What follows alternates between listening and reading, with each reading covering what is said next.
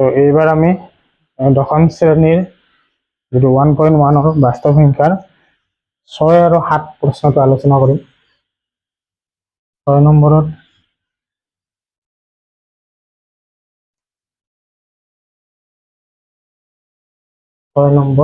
আৰু 7 নম্বৰ দুটা কৰিম। তো প্ৰথম প্ৰশ্ন 6 নম্বৰত আছে 625টা ভাৰতীয় ডাক টিকট আৰু 325টা আন্তঃৰাষ্ট্ৰীয় ডাক 625টা ভাৰতীয় আৰু 325টা আন্তঃৰাষ্ট্ৰীয় ডাক টিকট সংগ্ৰহ কৰিছিলে হিমাদ্ৰীয়ে। তাই এইবোৰ এক বিশেষ ৰূপত ৰাখি প্ৰদৰ্শন কৰিবলৈ বিচাৰে যাতে এটাও ডাক টিকট ৰৈ নাযায়। মানে এনেকৈ এইটো কিবা দিব এতিয়াৰ পৰা কেইটা নিব যাতে এটাও ৰৈ নাযায়। ঠিক আছে। আৰু হিমাদ্ৰীয়ে সৰ্বাধিক কিমানটা ৰূপত ডাক টিকটবোৰ প্ৰদৰ্শন কৰিব। গতিকে ইয়াত সৰ্বাধিক সুধিছে, আটাইতকৈ বেছি সুধিছে, গতিকে ইয়াৰ আমি কি ল'ব লাগিব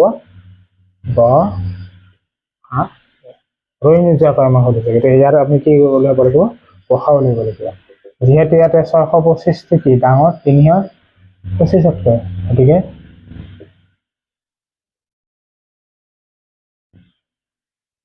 ইউক্লিডৰ কলন বিধি ব্যৱহাৰ কৰি আমি পাম কি পাম 625 সমান আমি এইটো ভাঙি লওঁ 625ক 325 দি একবাৰ 325 003 325ক কৰিলোঁ একবাৰ 325 25 দি 300 কিমান বাৰ যাব 25 গুণ 25 5 0 25 দুগুণ 50 12 বাৰ গ'ল। কিহেদি হৰণ কৰোঁতে 25 দি আমি ভাগে কিমান পালোঁ 0 পালোঁ। আমি 625 মানে লিখিব পাৰিম 325 পূৰণ 1 যোগ 300। নেক্সট 325টো লিখিম 300 পূৰণ 1 যোগ 25 আৰু 300টো লিখিম 25 পূৰণ 12 যোগ 0। গতিকে এই ক্ষেত্ৰত ভাগে কিমান পালোঁ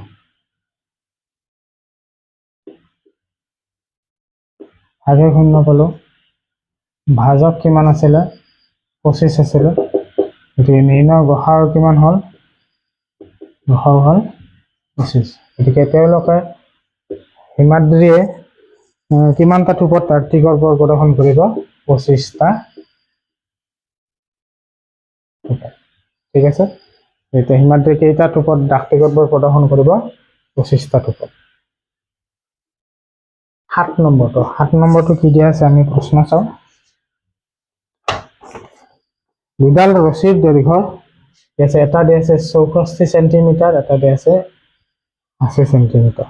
দুয়োডালৰ পৰা সমান সমানকৈ দৈৰ্ঘ্য টুকুৰা কাটি উলিয়াব লাগে। সকলো ৰৈ নোযোৱাকৈ দুয়োডাল ৰছীৰ পৰা কাটি উলিয়াব পৰা সৰ্বাধিক দৈৰ্ঘ্য এইটো ৰছী তাৰ পৰা এনেকৈ কাটিছে যাতে দুয়োটাৰে অলপো ৰৈ নাযায়। গতিকে ইয়াৰ সৰ্বাধিক দৈৰ্ঘ্যটো যদি উলিয়াব লাগে সৰ্বাধিক হৈছে, গতিকে ইয়াত আমি কি ল'ব লাগিব গসাউ উলিয়াব লাগিব। গসাউ গৰিষ্ঠ মানে বেছি, সৰ্বাধিক হৈছে, গতিকে তাৰ কাৰণে আমি উলিয়াম। ইয়াত 80টো ডাঙৰ 64তকৈ।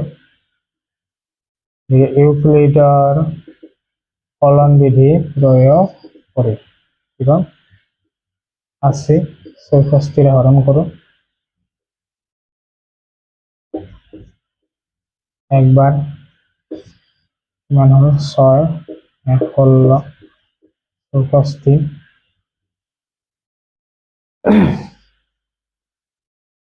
16 4 গুণ 64। ঠিক আছে। 16 5 কিমান আছে, গতিকে ইয়াৰ ক্ষেত্ৰত আমি কি পালোঁ গসাউটো কিমান পাম 16 পাম। গতিকে ইয়াতে সৰ্বাধিক টুকুৰা কিমান হ'ব কিমান দৈৰ্ঘ্য হ'ব 16 সেন্টিমিটাৰ। য'তেও কাটিব পৰা সৰ্বাধিক দৈৰ্ঘ্যটো হ'ব টুকুৰাৰ সৰ্বাধিক দৈৰ্ঘ্য হ'ব 16 সেন্টিমিটাৰ। এনেকৈ সৰ্বাধিক সুধিলে আমি কি কৰিব লাগিব গসাউ উলিয়াব লাগিব। এতিয়া গসাউ উলিয়াই আমি আগতে পাইছিলোঁ কি হৰণ পদ্ধতিৰে, আমি ইয়াত ব্যৱহাৰ কৰিম ইউক্লিডৰ কলন বিধি। এই চেপ্টাৰটোতে আছে ইউক্লিডৰ কলন বিধি, বিভাজন ক্ৰমীকা, তাৰপিছত পাটিগণিত মৌলিক উপপাদ্য। গতিকে এইখিনিৰ আধাৰত আমি এই অংককেইটা কৰিলোঁ। নেক্সট পাৰ্টত আমি 1.2 খিনি আলোচনা কৰিম।